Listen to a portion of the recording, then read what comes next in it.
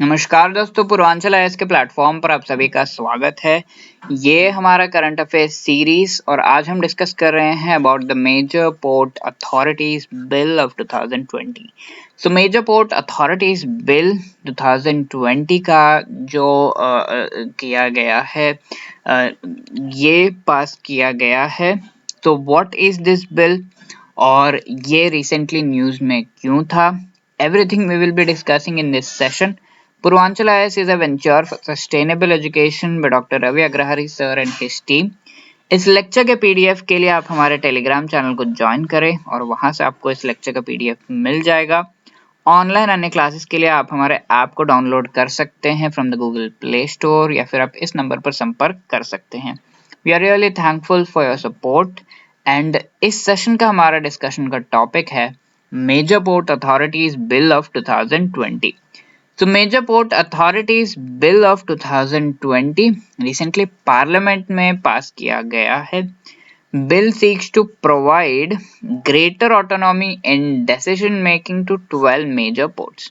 तो इंडिया में कितने मेजर पोर्ट्स हैं तो ये आपको पता होना चाहिए। There are 12 major ports. So if you know the names of some of them, you can mention them in the comment section.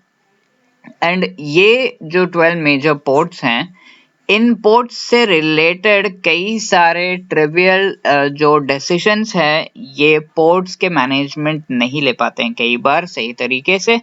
तो ये डिसीजंस और decision making power in port के बोर्ड जो हैं उनके बड़े पोर्ट्स के फंक्शनिंग और मैनेजमेंट का अथॉरिटी और ऑटोनॉमी बढ़े, इसके लिए ये बिल पास किया जा रहा है।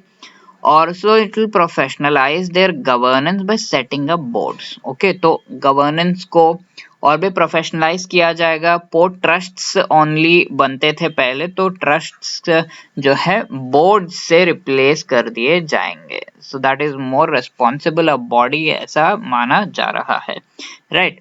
सो ये रिप्लेस करेगा major port trust act of 1963।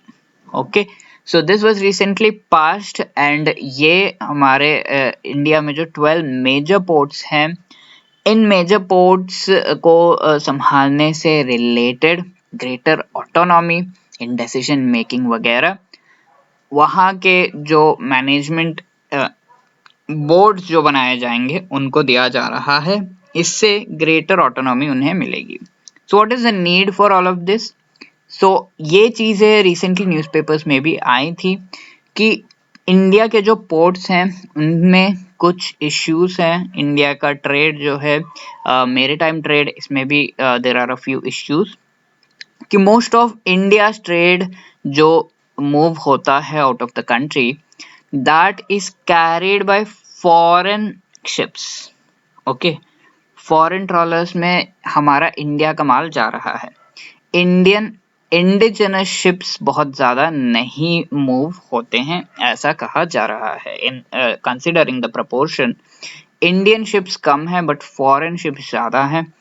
Indian mostly जो है जो लागत लगेगी इंडियन शिप्स को मूव कराने के लिए, that is more in most of the cases in comparison to moving your goods by the foreign ships, इस तरह से कहा जा रहा है।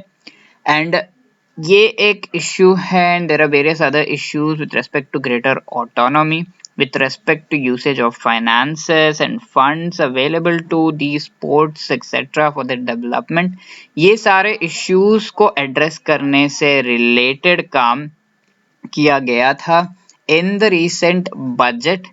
तो रिसेंट बजट में आप देखेंगे जो बजट 2021-22 का है, रिसेंट बजट में there has been some allocation with respect to these ports and various ports जो है, सम ऑफ द पोर्ट्स के मॉडर्नाइजेशन का भी प्लान जो है इस बजट में दिया गया है। सो इन दिस वे पोर्ट से रिलेटेड जो भी चीज़ें हैं वो और भी आगे बढ़ाया जा रहा है और in that line only major port authority bill भी आता है। तो इस बिल के बारे में और अगर हम डिस्कस करें तो the bill provides for the creation of board of major port authority. तो board of major port authority ये प्रोवाइड करता है ये बिल। तो प्रीवियसली पोर्ट ट्रस्ट होते थे पर इन्हें रिप्लेस करते हुए बोर्ड्स बनाए जाएंगे। बोर्ड्स और भी ज्यादा रेस्पॉन्सिबल एंड ऑटोनॉमस बॉडीज माने जाते हैं in comparison to trust. So under 1963 Act, major ports are managed by the respective board of port trusts. Okay, जैसा हमने डिस्कस किया. So provision has been made for inclusion of representatives of the state government. So not in ये boards में not just the people of that particular port, but state government के representatives and Ministry of Railways, Ministry of Defense, customs, department of revenue, इन सभी के representatives भी वहां पे present होंगे because all of these are the stake holding ministries. Railways है जो कि फ्री मूवमेंट कराता है. Then we have the ministry of defence जो कि जिस पर पूरे डिफेंस से रिलेटेड जिम्मेदारी है. कस्टम्स, डिपार्टमेंट ऑफ रेवेन्यू हो गया.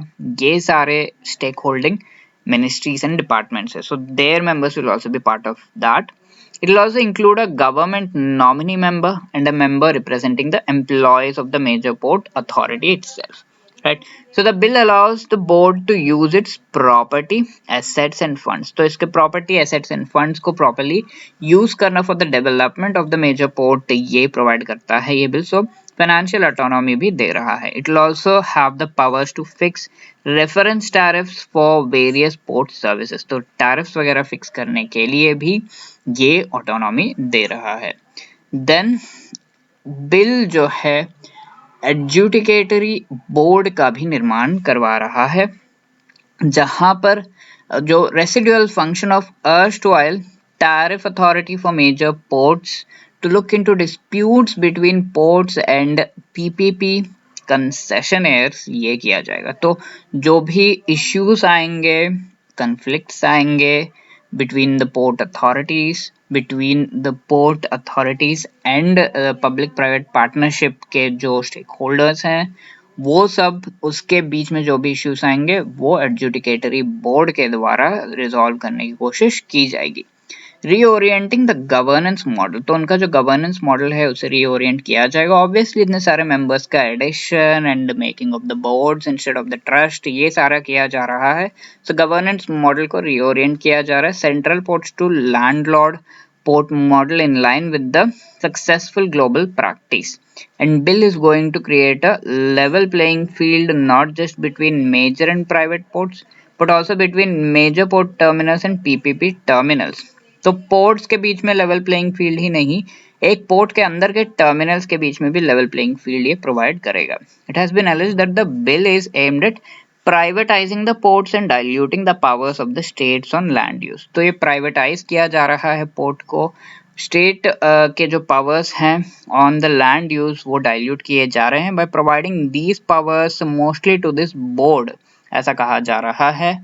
और ये चीज जो है ऑब्जेक्ट किया जा रहा है. Right. So that was about the Major Port Authorities Bill of 2020. The previous session हमने क्वेश्चन देखा था which of these is correct with respect to India-Poland relations, diplomatic relations 1954 में, embassy 1957 में. Yes, that is right. Indian investments in Poland around US $3 billion. Yes, that is also right. 1 and 2 is the correct answer. यहाँ पर इस session से related ये question आपका है which of these is correct with respect to Major Port Authorities Bill of 2020. It provides for the creation of Board of Major Port Authority. Boards will replace Port Trust 1963 के तहत Board of port trust that have members appointed by the central government form किया जाता था. जो भी आपको सही लगता है ABCID प्लीज मेंशन करें इन द कमेंट सेक्शन. हम लेकर आ गए हैं करंट अफेयर्स कोर्स जो प्री कम मेंस का कंप्लीट करंट अफेयर्स कवर किया जाता है along with practice questions exclusively on Purvanchal IAS app. You can enroll into this and also NCERT course जहां पर NCERT बहुत ही सरल भाषा में और अच्छे से नोट्स देकर आपको समझा दी जाती हैं. ऑल्सो UPSC, UPPSC, MPPSC और CGPSC का फुल GS का कोर्स प्रीलिम्स का मेंस का आपको मिलेगा.